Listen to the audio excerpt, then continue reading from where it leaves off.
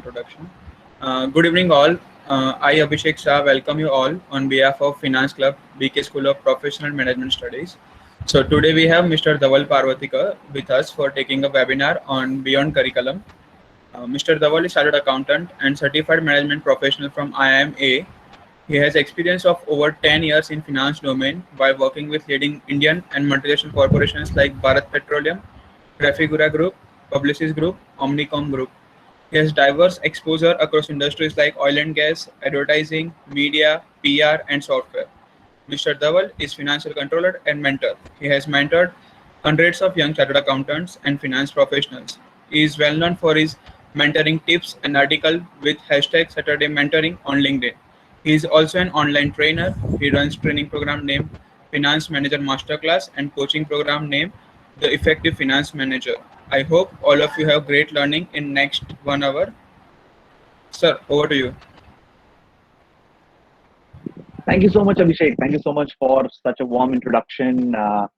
And yes, I saw Preet's message in the chat box that somebody from finance domain is our guest speaker. I'm super excited to be here. But today I'm not going to talk about finance, right? So I'm going to talk about general career development aspects.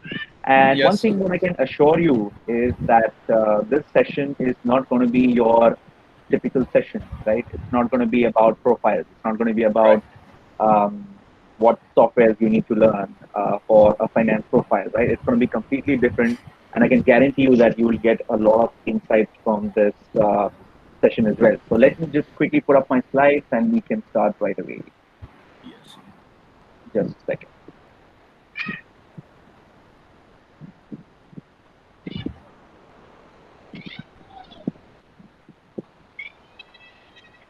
Okay, Abhishek, if you can just confirm if you can see my slides. Yes, sir. It is visible. Okay, great. Yeah, cool. Thank you so much. And I request everybody to put yourselves on mute and also be a little bit patient with me. I'll try to cover these concepts as soon as possible, and we can keep a Q&A session. I'll make sure that we can keep a Q&A session 15, 20 minutes, 30 And minutes Q&A guys, session there after the is one session as well. request. You can put your questions in chat box, and we will take after the discussion gets over. Thank you so much. Yeah, cool. So let's begin. The topic of today's session is beyond curriculum. So what I really want to share with you guys is that oftentimes we are only focusing on one part of our development, that is our professional development. But as we grow along, as we get into senior management, right, the thing that distinguishes us is the combination of professional and personal development, and not just your professional knowledge. So that's what this session is about. This session is about looking at those aspects which you need beyond your curriculum, which you need beyond your college education, which are beyond your textbooks and your degree and your certificates, right? So which are those elements? So let's begin this session. I'm super excited to be here. Thank you everybody for arranging this session, and I hope you will find this valuable. So let's begin. A quick introduction. I think Abhishek has already introduced me, so I'll just quickly run through this slide. Chartered accountant, general management, executive general management program from IIM Ahmedabad. 10 years of industry experience across diverse industries. I also consider myself a sincere student of personal development. Consider me as an advanced student of personal and career development, and I always invest hundreds of hours every year in studying personal development and career development and studying senior professionals, and how do they behave, what are their behavioral aspects, what aspects do they focus on, and what distinguishes them from everybody else, right? So I've also got an opportunity to work with 5 CEOs and hundreds of senior executives in my short career of 10 years. I worked in 4 different companies, 6 different profiles, and 10 different managers. And I also got to observe 5 different CEOs very closely, with whom I got to learn a lot of things. Uh, Abhishek also mentioned about my mentoring initiatives. I've also been an online instructor since last 1.5 years, and I've got a couple of courses posted on my website, trainforcorp.com, where and I'm lucky enough that thousands of professionals have been impacted with these online courses, and most of them are free online courses, and you can go check out after this session as well. Thank you so much, Abhishek, for that introduction. Cool. The question is degree everything? Right? The golden question here. From right from our childhood days, we are taught that degree is everything. Study hard, get good grades, get into a good school, get into a good college, get that degree, and everything will be set. Your life is set. That's what we hear from our parents and from our seniors most of the time, right? That's partially true, but your degree is not enough, right? The fact is that this concept of degrees everything is like that Bollywood movie where the hero and heroine come together, and the movie ends at them getting married. But Bollywood doesn't tell you that the real mess starts after getting married, right? It requires a lot of hard work to maintain that relationship even after marriage, right? So things don't end there, right? So coming back to this concept that is degree everything? Not really. If degree was everything, then why is it that there is a world of difference between two professionals with the same qualifications and probably from the same batch? Somebody who ends up at a VP role or a C-suite executive, or CEO, CTO, CEO, CFO, or whatever C-suite executive role in 15, 20 years, and somebody is barely able to make it to the manager level and struggling to progress in their career. Although they have the same professional qualification, they have the same university degree, they're probably from the same batch. So what is it that distinguishes two people, right? They have the same amount of knowledge and the certificate, and they're passed out from the same university. So what is it that distinguishes these two people? The answer to this, right, is personal development, right? The thing that distinguishes two people is personal development. Successful professionals realize that it's not just professional knowledge that you require in your career or in your life, you also need to work on yourself. How do you get better? How do you get better at your job, right? You need to keep working on yourself. That is also equally important along with your professional knowledge or your degree, right? So what is personal development? Now that we know that personal development is the distinguishing factor, so what is personal development? Personal development is not something which you see on the job, is not something which you see at the front end of a professional. Take an example of a sports star like a Virat Kohli or a Cristiano Ronaldo, right? You think the success that they create for those 3 hours which they play on that ground, okay, is that the job that they are putting in? Is that the work that they are putting in? Right? That's not success. That's only the outcome that you see on television. The hundreds of hours of training and practice which goes behind the scene is what personal development is all about. Similarly, the thing that we forget after we qualify and we get our degree is that we think working on ourselves is over, right? We think that our degree and years spending some years in the company is going to get us that promotion or career success or something like that, right? But that's a myth, right? We need to keep working on ourselves. You can't separate your own development with your career. You need to grow as a person to become a better professional, because after a certain point in time people will have the same degree but they'll be completely different person depending on how they work on their personal development. Now that we know that since personal and career growth are interlinked and they cannot be really separated from each other and they need to be interlinked, I'm going to present to you here a strong framework that will that you need to keep in mind and start working accordingly so that it will help you later on in your career. And this framework, it's a very simple framework. And I believe after studying hundreds of hours of personal development and studying hundreds of successful professionals, a simple framework that's going to help you in career success is degree, skills, and habits. Your career success is a combination of these three things: your professional knowledge, or your degree, or your technical knowledge that you have acquired in your colleges and universities, your skill sets, and your habits. I'm going to talk about these two in a little in the coming slides, right? So skills and habits. So this is the combination that you need to work on to be successful in your career. While the degree comes under your professional development umbrella, the skills and the habits, these two things come under your personal development. This is something which you need to work on your own. Your professional development is something which your university or your college or your institute or any of these professional bodies will teach you. But your personal development is something which you need to work on your own, which you need to spend time towards it and try and grasp these as well, right? So what are these things? So let's focus on each one of these degree, skills, and habits, and try and understand them a little bit more deeper. Try and understand this framework a little bit more deeper as well. Degree. The first element in the framework is your degree. And by degree, I just don't mean the certificate, right? It's your professional knowledge, it's your technical knowledge, right? It's your qualification. That's what I mean by degree. A bare minimum in today's time is a master's or an equivalent, right? You could be an MBA, you could be a CA, CPA, CMA, or any of those degrees. So master's degree is a must these days to progress in your career. I'm going to spend very less time on the degree element today because I want to spend more focus. I want to focus on the other two elements because you guys already know this. You already know that you need to get a degree or a master's qualification, and you probably are having it or working towards it, right? The next element is skill sets, right? So what are skill sets, right? What is a skill, right? So skills are the things that will help you get better at your job, right? So what are some of the examples of skill sets? You have heard this 100 times, but I'm going to still touch upon these things as well.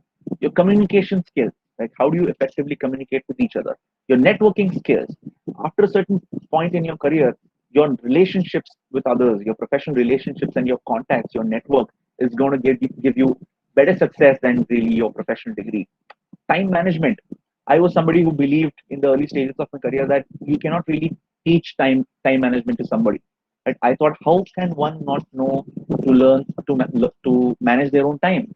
How is it possible that people go to somebody else to learn time management?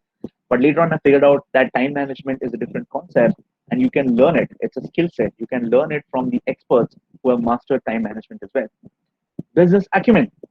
How well do you understand your business where you're working in, and how can you contribute to solve business problems? Adaptability. How easily can you adapt to the situation? How easily can you adapt to the changes in the industry, changes in the profession, changes in the technology, right? So adaptability is an important skill that you need to develop. Negotiation. The better you are able to negotiate with others, the better deals you are able to get for yourself, be it your employment or in business or anything in your life for that matter. Problem solving skills. People can really achieve success not by your qualifications but by solving others problems, right? For example, an Uber or Ola is solving a problem of transportation. It's solving a problem of commute. That's how you need to focus on how can you develop problem solving skills, whether it is in your job or whether you want to do a business. The better position you are in the better you are in a position to solve somebody else's problem, the quicker you will get that success. Writing skills, something which is absolutely non-negotiable these days. Leadership skills, right? If you look at a typical corporate, right, it's a pyramid structure. The bottom roles in the pyramid are all individual roles. And as you get into the middle management and the senior management, they all become leadership roles. They all become, leading and navigating and um, managerial skills. So those things become important as you grow higher in your career. Tech skills, technology skills, right? How good are you at technologies? New technologies are taking over the world every day. Like, for example, I can give you some reference from the finance industry that Power BI and Tableau are some of the tools that are being used by finance professionals extensively these days, right?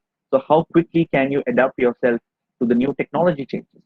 Emotional intelligence, something which is highly valued at leadership level, right? Somebody who's a C-suite executive or a senior leader in a company is very high on emotional intelligence.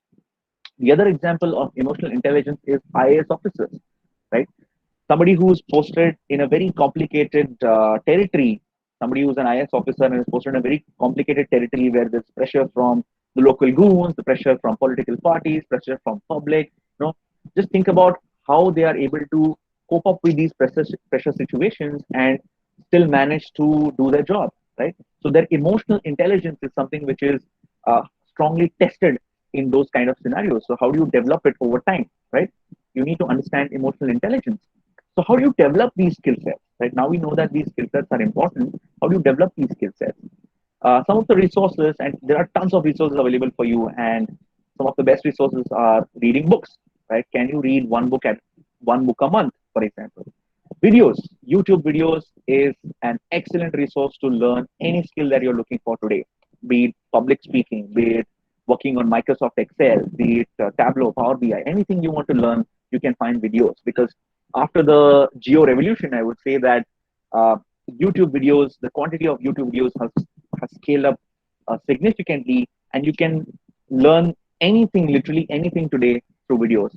Online courses, we are living in a skills revolution. You name it, and you can find an online course for that particular topic. Be it like managing your boss, that's an online course on LinkedIn Learning, and you can also learn Six Sigma or strategy. Anything you can learn through online courses, and nearly every topic is covered by some or the other faculty through online courses. Attending webinars like this, where speakers come and you can learn from their experiences as well. Networking events, something which is absolutely essential and which we ignore every time. My take is that at least you should attend 2 to 3 good networking events a year, where you can learn, from the event as well, and also build connections and build relationships with different people. On-job training, something which is taken for granted, but you normally don't learn only your profile on your job. Like, for example, if somebody is a finance manager in a company, he's not just learning finance in that company. He's also learning about business. He's also learning about team leading skills from his boss. Just a second, guys. He's also learning about team leading skills from his boss. He's also learning about learning leadership skills from the VPs, the CFOs, the CEOs around, right? So he's one is also learning through a lot of observations, right? You can also try and get a coach or a mentor.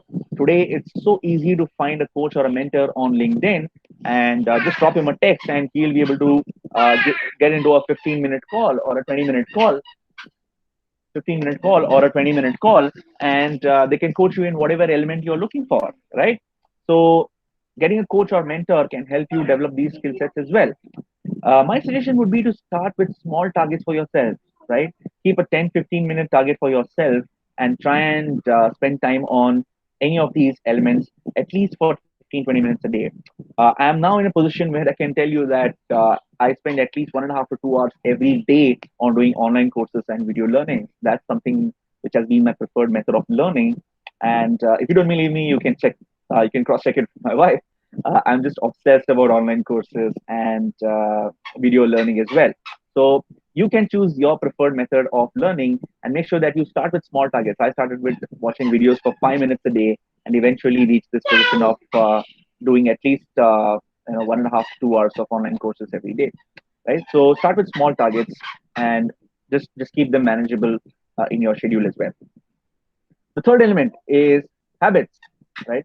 So habits is something which will help you become better and get efficient at your job. Right.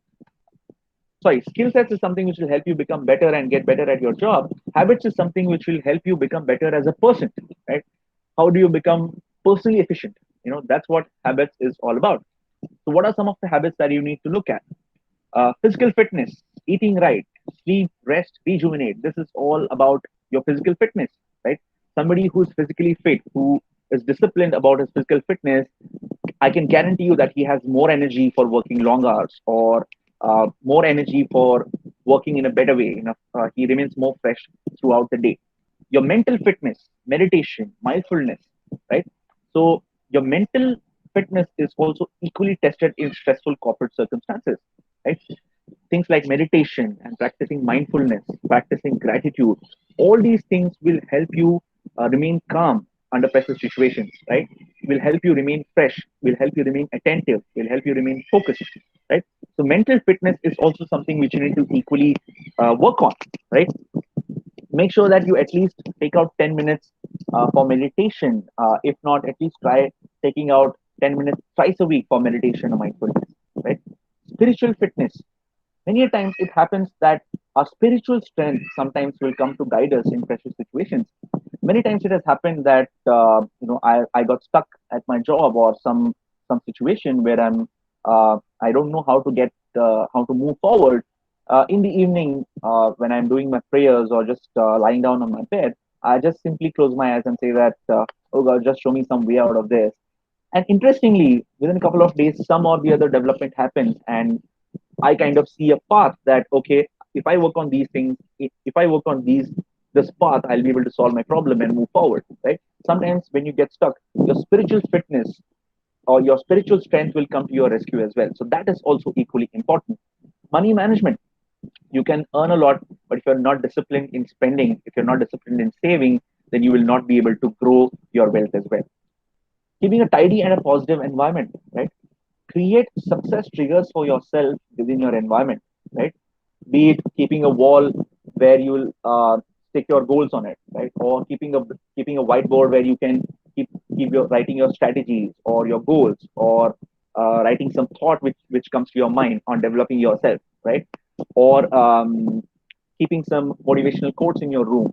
Yeah, keeping a tidy and a positive environment and keeping those success triggers everywhere in your home or at your workplace can really play a good part in boosting your positivity and helping you focus on your tasks as well. So these are some of the habits that are very important in your overall development as well. Now, how to develop good habits, right? Again, books and videos are some of the great sources for developing all these habits, be it any habit you want to learn. I would definitely recommend you to start with two books, right? One is Atomic Habits. Please go read that if you haven't read it, and The Compound Effect, right? Atomic Habits is, James Clear is the author, and he shares a lot of tricks and techniques about how do you build good habits and get rid of bad habits.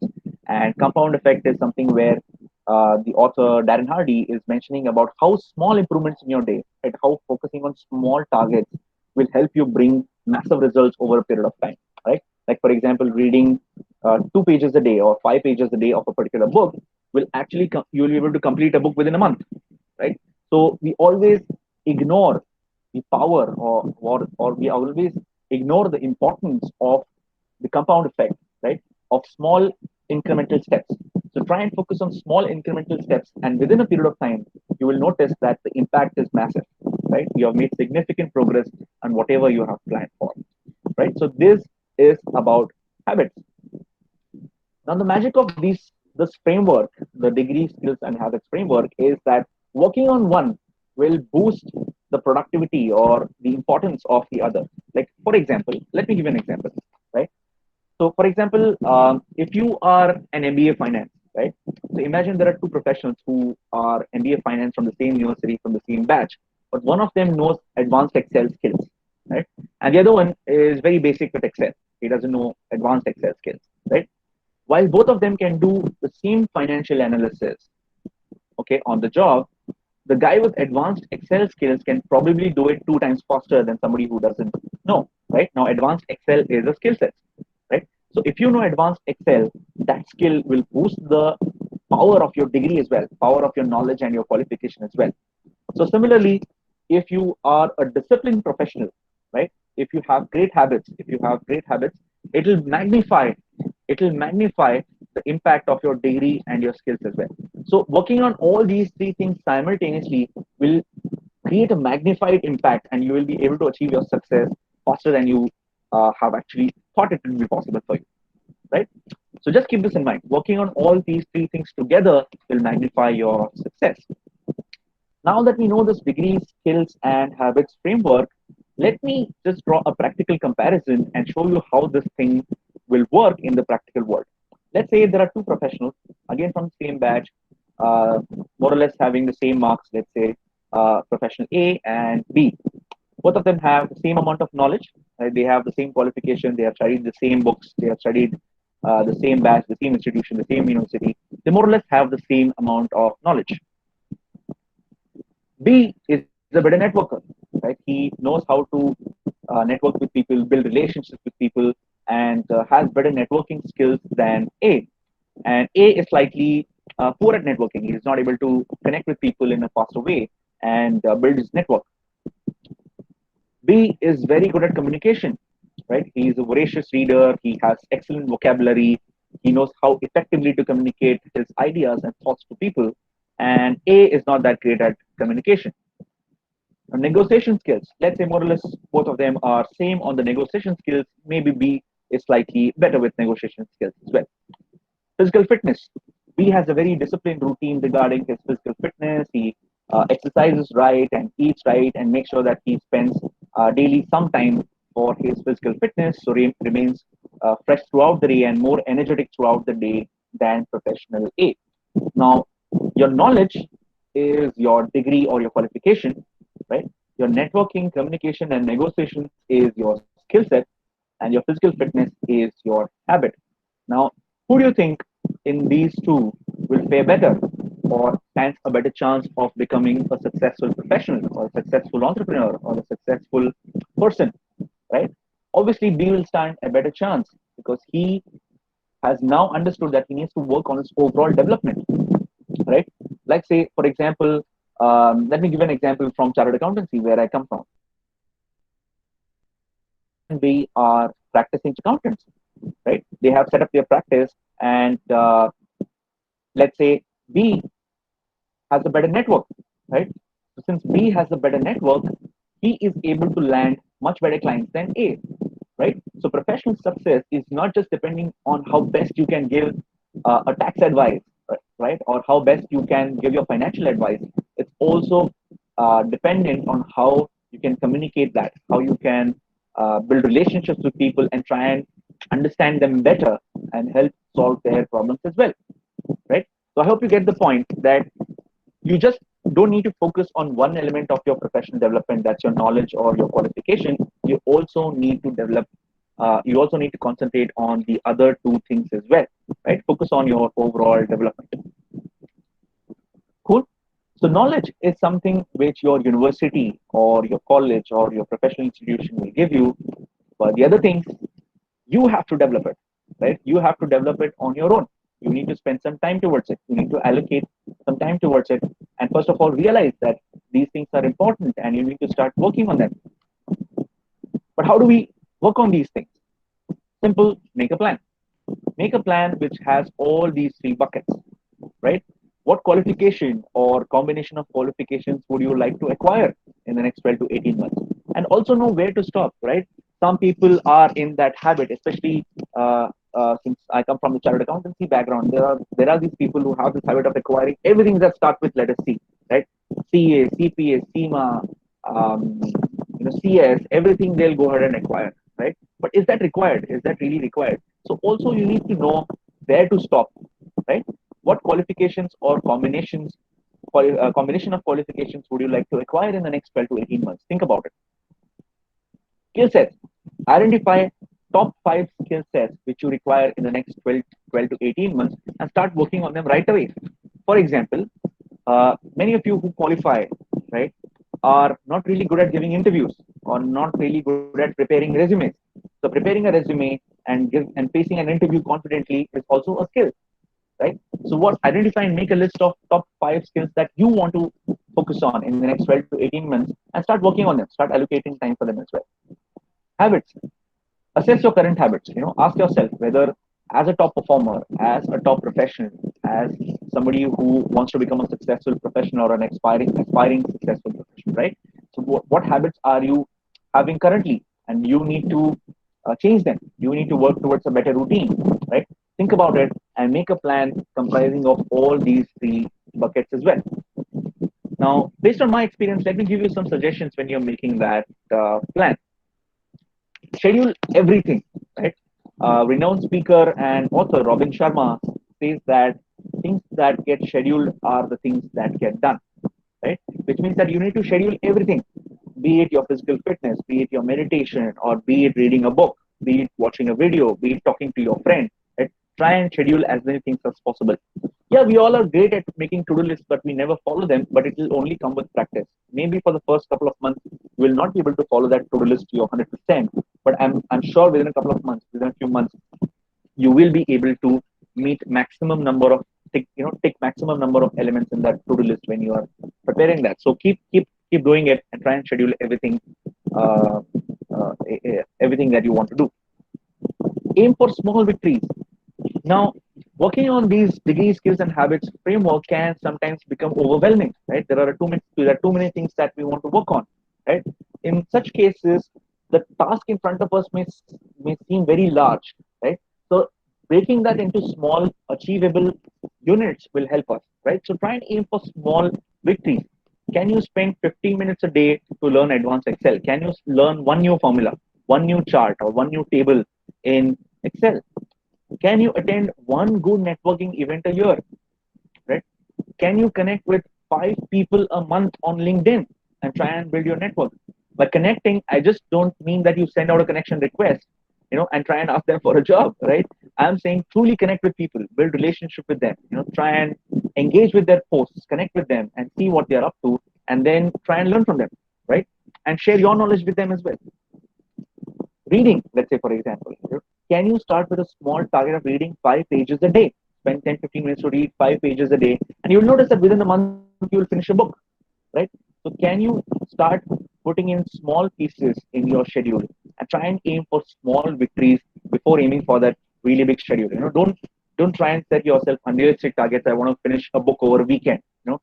That can be really overwhelming, and you will end up being demotivated. So, try and aim for small victories and gradually increase these timings as well.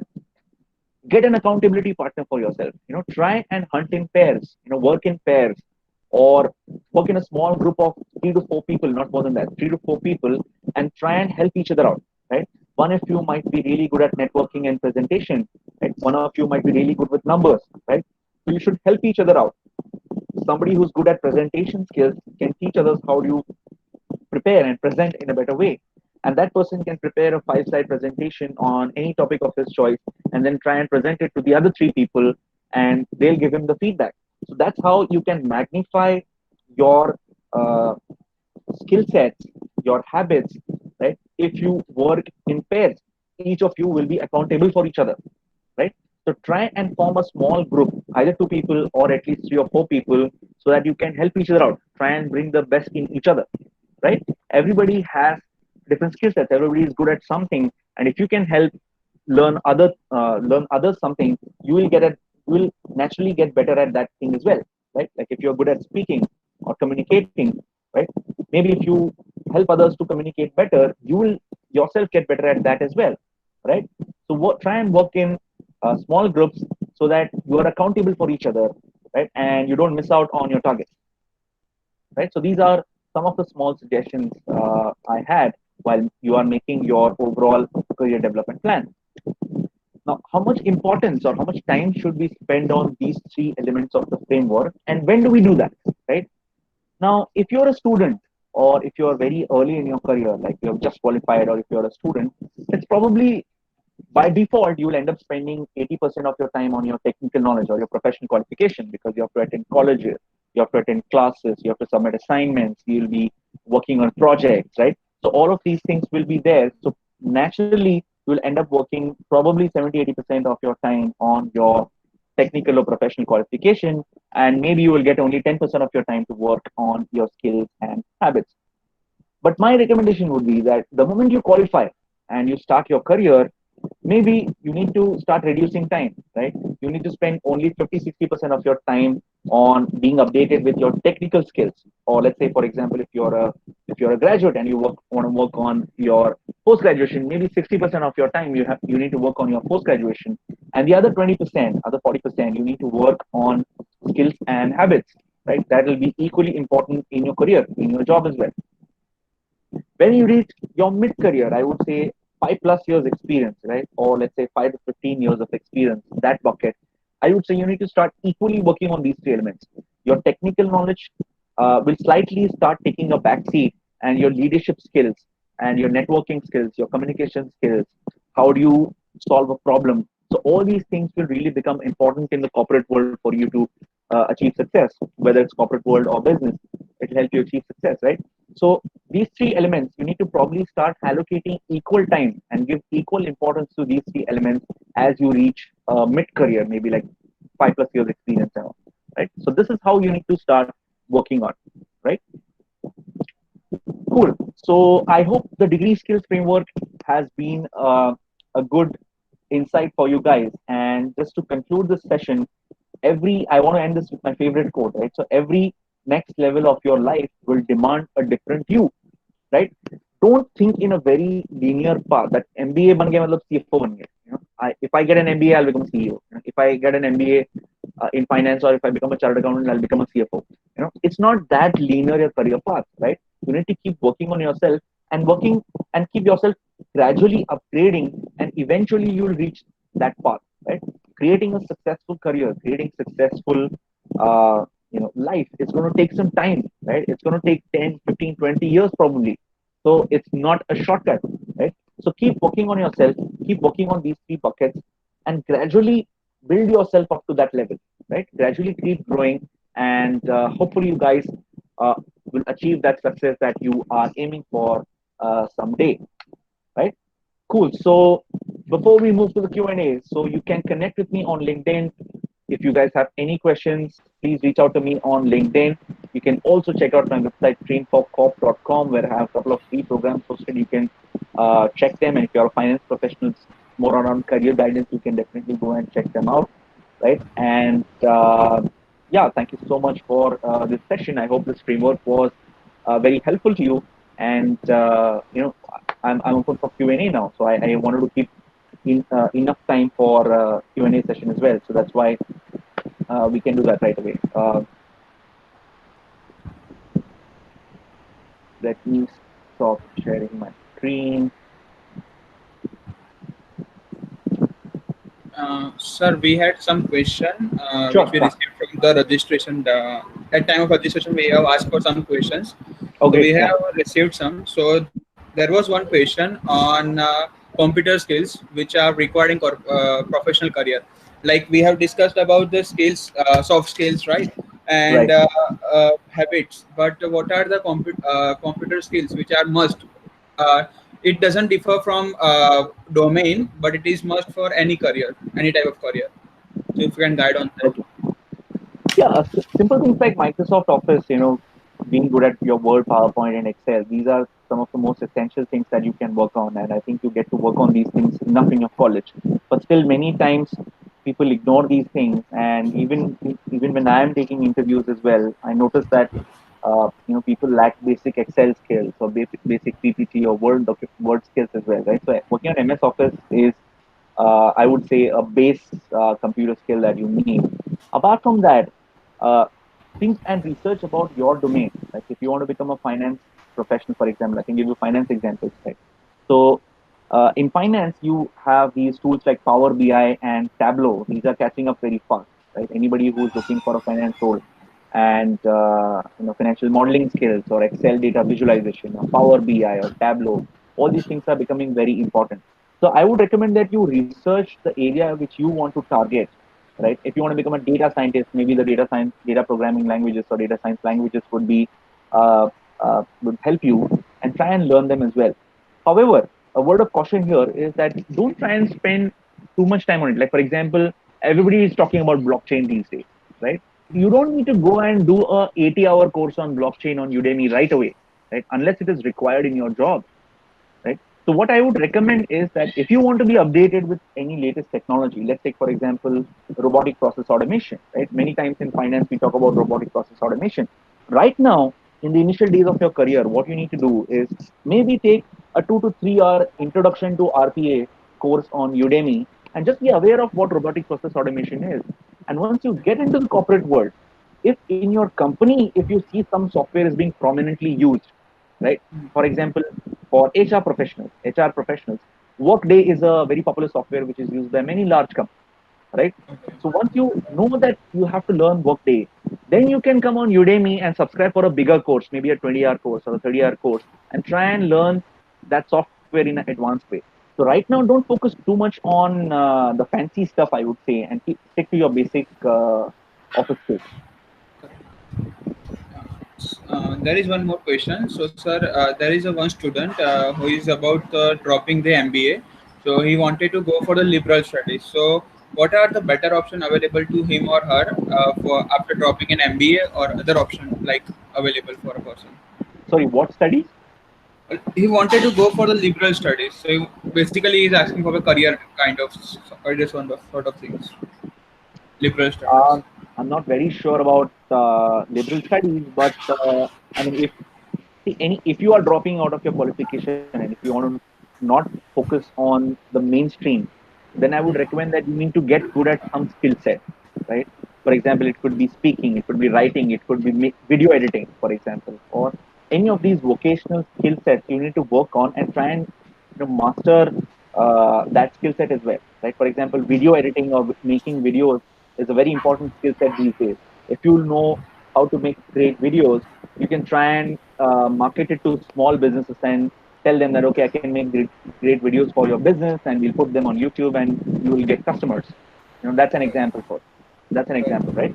So Right. if you are dropping out of your MBA and don't want to focus on the mainstream job oriented careers, then I would recommend that you need to be expert in something, expert in skill set, right?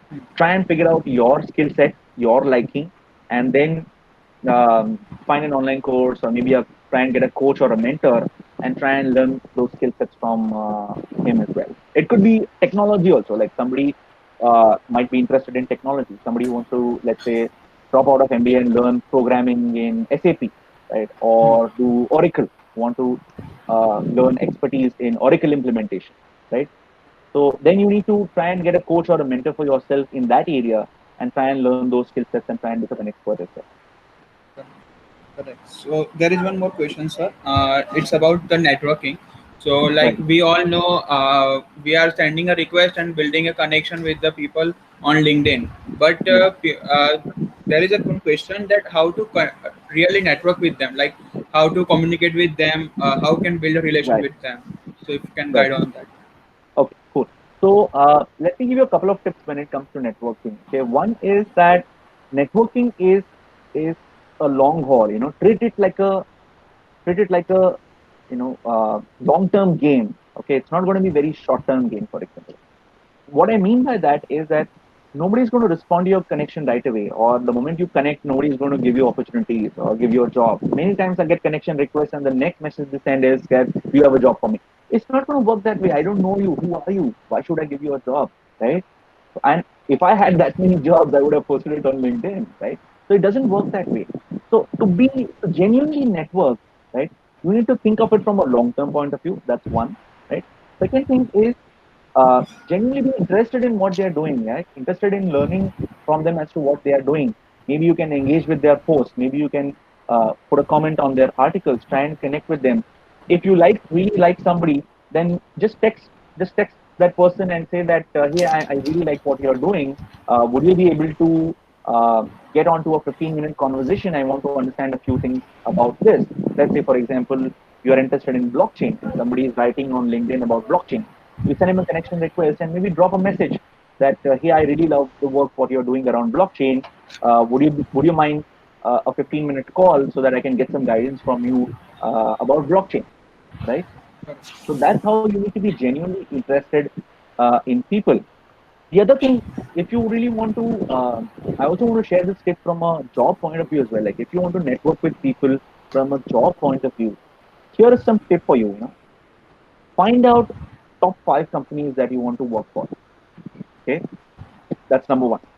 Step two is try and find senior executives in these companies. Like if I'm a finance professional, so I would go and find out. If I was in your place, I would go and find out the CFOs in that company, right?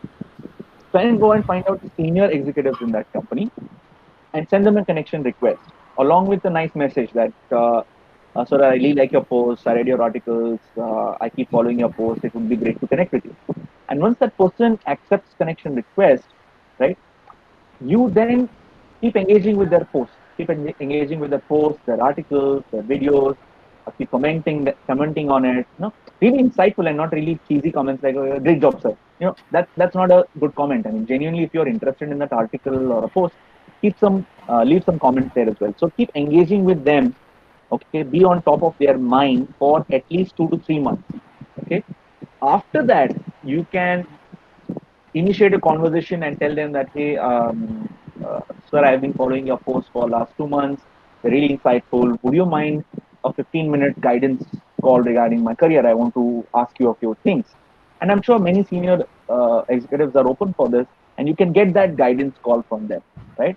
And then once you speak to them about anything and find out something meaningful that you want to ask them, and then speak to them after this guidance call, just keep continuing to work on that. And after a month or so, then you can go and ask them for a job, right? Sir, you remember I spoke to you about these things in our guidance call. So I'm now actively looking for this particular kind of a profile. Let me know if you have any vacancy in your circle. Now this is the cycle. This is the cycle where you connected with them, right? Engaged with them, built a relationship, you took some guidance. You know that person knows you. You are in their eye, right? And then they'll be in a position to refer you somewhere, right?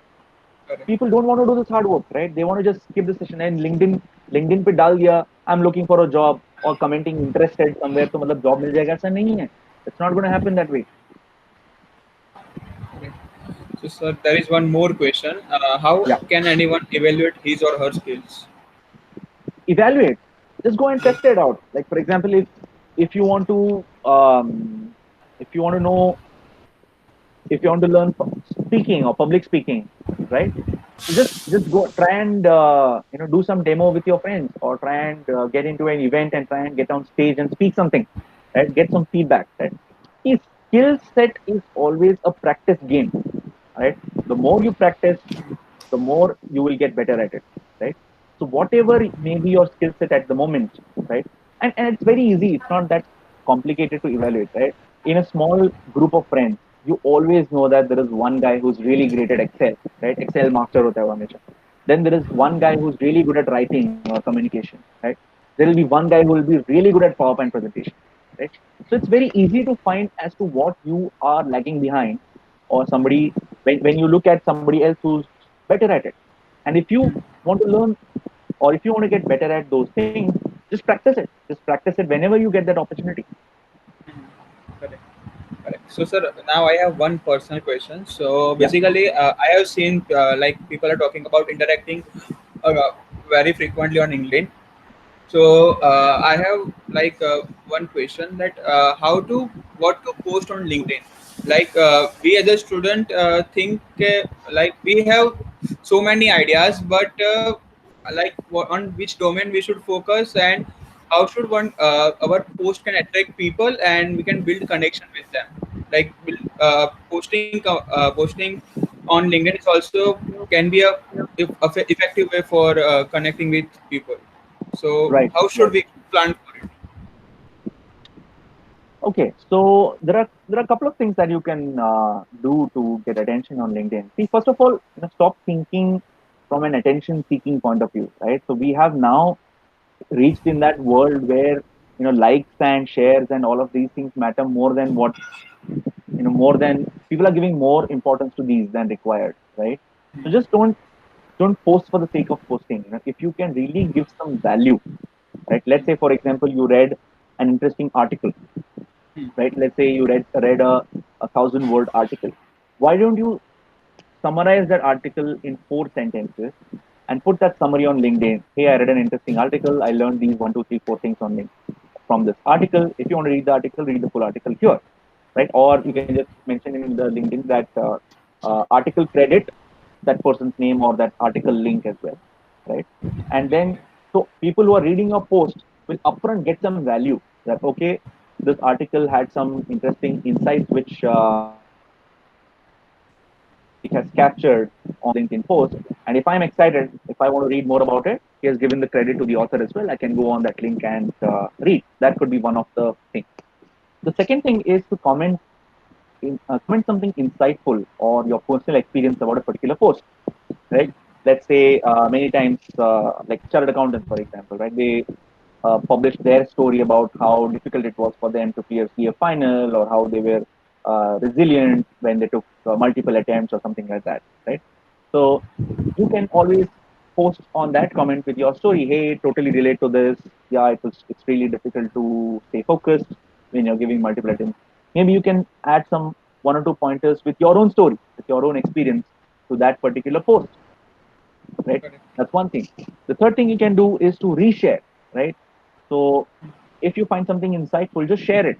Just share that article or post or a PDF report or a book or something like that. Just share it with your network so that people also find value in it, right? The number one principle that you need to remember on LinkedIn is to add value to the platform, right? It's not about posting daily or commenting daily, you know, uh, or using the right hashtags. It's not about that. How can you add value to other people's lives, right? Correct. and there'll always be somebody who's in a position where which you have crossed already, right? Like now I'm Hmm. in a position where I know how to guide young chartered accountants, right? Because I've passed through that scenario. Maybe you are in a position where you can guide young graduates in a better way, right? So maybe you can start posting on that. Maybe one of your Correct. posts can be on that, right? So that's how you have to try and add value with your experience, with your research on LinkedIn as Correct. well. Correct. So there is in chat box there is one more question. How does a management trainee navigate the roles faster instead of just being promoted at a normal rate decided by the norms? Yeah. So, okay. So the thing regarding this promotions and being on a fast track career and everything, right?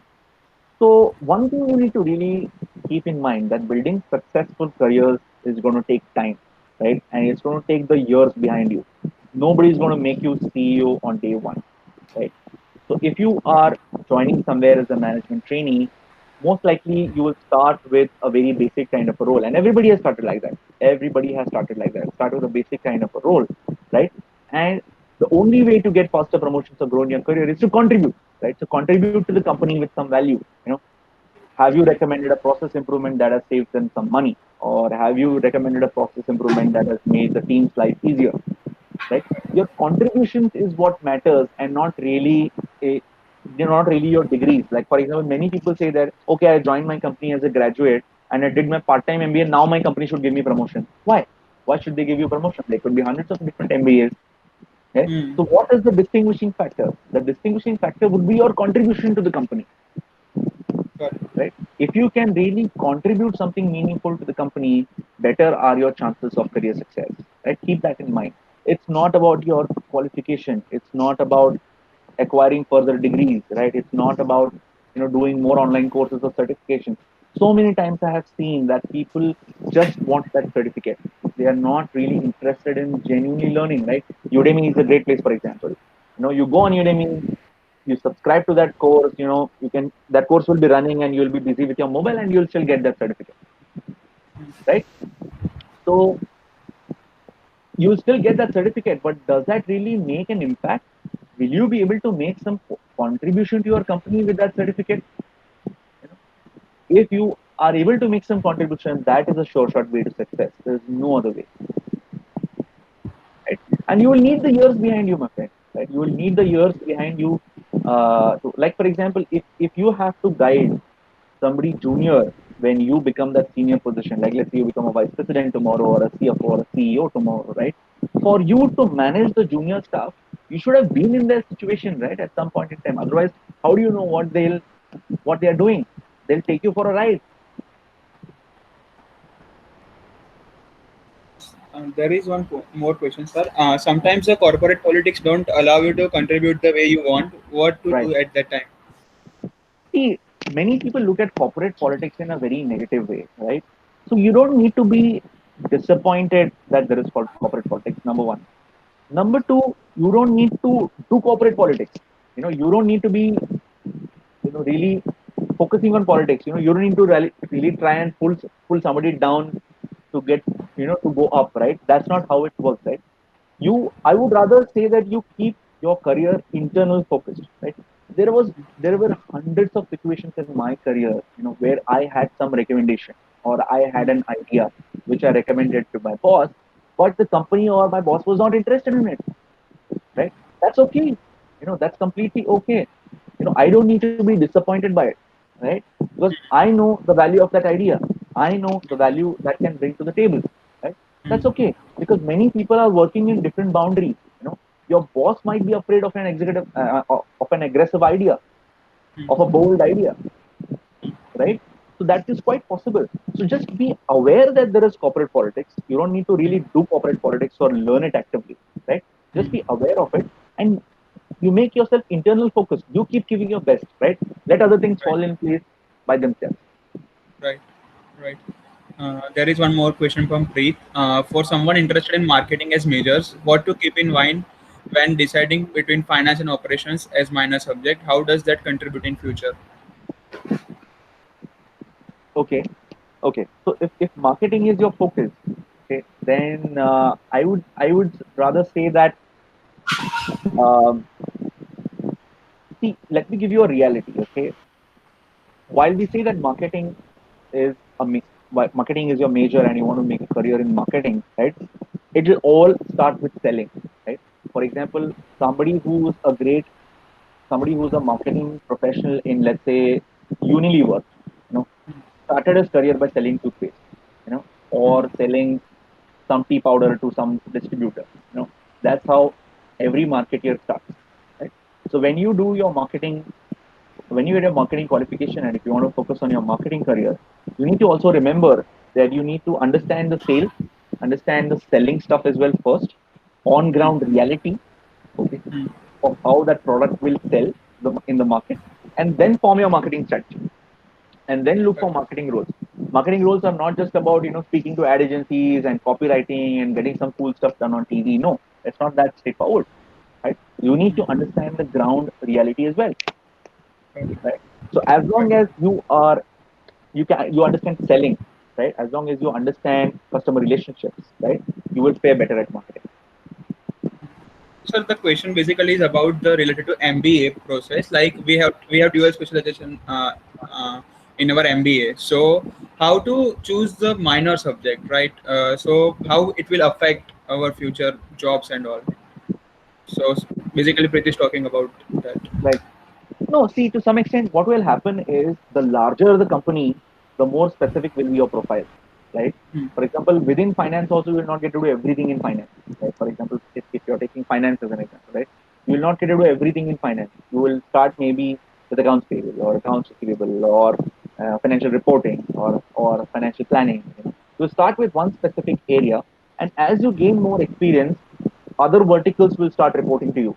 The compliance guy will report to you, the audit guy will report to you, the tax manager will report to you, and everybody will start reporting to you. Right? While your major minor degrees are there to support you, okay, you will not be able to use everything at once, my friend. Right? You need to remember that thing. Right? Just because if somebody has CA, MBA, CPA, CMA, they'll not be able to they'll be able to use everything in one go. Right? Maybe if you Hmm. start with a marketing role, mo- your major is going to come in the first few years, right? Then if you grow up to a role which is like a general manager kind of a role, where you are also responsible for marketing and also responsible for the general profitability of the company or profit and loss account of the company as well, there your financial skills will come to play, right? So you just don't expect that you will be able to use everything in one go, but you will be able to use your skill sets more or less at some point in time in your career. Okay. There is a one question related to finance. So how was the field of finance changed in last 5 years, and what will be the prediction about next 5 to 10 years? Okay. See, in the past 5 years, a couple of changes which have happened are that data analytics is gaining a lot of prominence, right? People are relying a lot on data, and that has primarily happened because of the growth of e-commerce sector, right? So 10 years ago, when I started my career, there was probably no Flipkart or Amazon, or they were not that prominent at that point in time, right? So that has changed, right? So you need to understand your data relationships as well, the relationship between the numbers and the business. The better you understand that, the better finance profession you can be in today's day and age, right? The second thing what has happened is that outsourcing as an industry has grown significantly in finance, right? Even though like many countries, like nearly every European and American company, large European and American companies are setting up their offshore centers in India, right? And in the next 5 to 10 years, India is going to be the youngest population in the world. So more and more outsourcing work, more and more offshoring work is going to come to India, and shared services can be a very lucrative opportunity, right? So, it, so that's what is happening in the next 5 to 10 years. Like for example, accounting standards like IFRS is a new accounting standard. India follows Indian accounting standards. Then there is IFRS. Then there is US GAAP.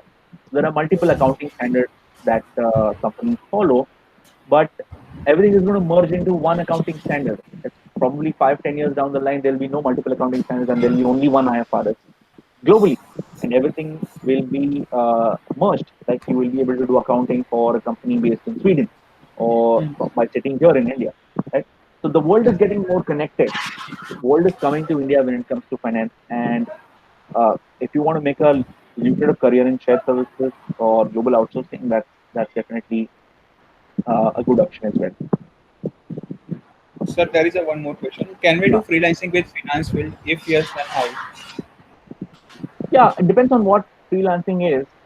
Let's say if you want to serve small and medium enterprises, right? Then you can set up your own accounting firm or a consulting firm, right? And make sure that you only focus on those that niche, right? You want to only focus on startups or serve small and medium enterprises. So pick your niche within finance and then try and build your freelancing thing. And also, it's going to be a little bit of experimentation. Maybe you will have to start by joining somewhere part time. Maybe you join a CA firm for 3 days a week or 4 days a week, and maybe start your freelancing in parallel, right? And then as your client base grows, then you can completely become a freelancer. Then you can completely become a freelance consultant. The other thing in finance field, which is again developing, is the valuations field, where you can become a valuations consultant and do freelance valuation assignments. Also, um, Excel modeling. For example, a startup has a finance professional, but that finance professional is not really good at Excel financial modeling, and they need to do Excel modeling to present it to venture capitalists, right? So financial modeling is something where you can explore some freelancing opportunities, right? So you need to pick one niche within finance and then try and focus on freelancing assignments. Again, building your reputation on LinkedIn is a great way to try and attract freelancing clients as well. Sir, there is one more question. As you have talked about niche, like we are going to select the one major field as a specialization in second year, right? But Yeah. how to plan for our career, right? If we have selected finance, then we have multiple opportunities are available to us. So how we can select one particular opportunity which can help us in growing in our career? So I didn't understand your question. I mean, So, which sir, opportunities, right? Sir basically मतलब finance में हमारे पास बहुत सारी opportunities available होती है, तो Mhm. हमारा मतलब करियर कहाँ पे ग्रोथ हमारा होगा, कहाँ पे हमारा डेवलपमेंट होगा, तो वो हम कैसे मतलब रिसर्च कर सकते हैं, कैसे प्लान आउट कर सकते हैं उस See, चीज को. okay, okay. See something. See, I would say कि आप बहुत ज्यादा लॉन्ग टर्म मत सोचो. They don't think too long term, like 10-15 years down the line क्या होगा किसी को पता नहीं है. There could be something completely new kind of business which we have unheard of today, right? So things are fast changing. So I wouldn't recommend you to look for like a 10-15 year horizon. What I would definitely recommend you to look for is a 2 to 3 year horizon where you want to get into, and then try and work towards it. And then let opportunities come to you. Like when I started my career, I didn't have a 10-20 year visibility. I just took the role which came to me, okay, and then started developing basis what experience I had, right? One experience led to the other, because when you're starting, you don't have that visibility about different kinds of profiles, right? For example, let's say financial reporting, where you end up preparing financial statements and notes to accounts and balance sheet, profit and loss account. That's one field, right? That is the only field which I knew when I was a when I started my career. But when I joined Bharat Petroleum, my role was completely commercial: pricing of industrial fuels, talking to territory managers, understanding discounts, coming up with discounting models. So my role was completely commercial in that sense. I was never introduced to that field or that area during my academics. So during your academics, it's not possible to gain understanding of everything in the industry. So what I would recommend is that you start your job in any of the decent companies or decent branded or any of these large companies or decent brand company, right? And then you build on top of your experience. Once you get into a corporate environment, let's say you get into Citibank, for example, right? Once you get into Citibank, you will get a visibility of 100 different kinds of profiles which are there within Citibank, right? And then you can choose that which profile you want to, sorry, then you can choose for which profile you want to target, okay, and then work towards that profile with your skill set. Correct. Uh, so do we have any more question? If someone has, then he or she can ask. And stop searching for that one golden formula or one golden profile that's going to give you great success, right? There's nothing like that. You'll have to always start your career with some profile, some decent profile, and every 2 to 3 years you have to make sure that you are aiming for something different, right? And that's how you'll be able to grow in your career.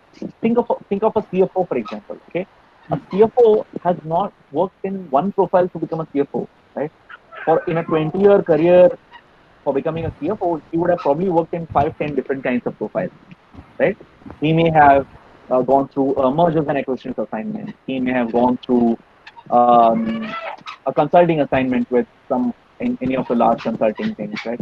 He may have gone through a demerger. He may have gone through a listing of a corporate listing company, a listing of securities. So, a finance professional, for example, can get varied experiences within his 20-year career, and then he will become that CFO or that position. There's really no substitute to experience, right? Correct. You need to get that years behind you, and there's no one formula or a shortcut for that for reaching that position. Correct. Correct. Guys, do we have any more question? If somebody has, or he or she can ask.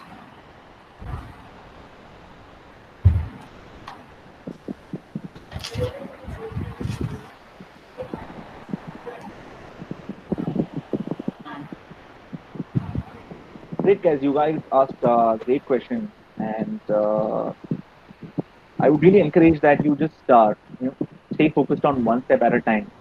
Sometimes Right. what happens is that we are too much lured by the market. Like for example, if somebody starts talking about blockchain, everybody's after blockchain, to learn blockchain and everything.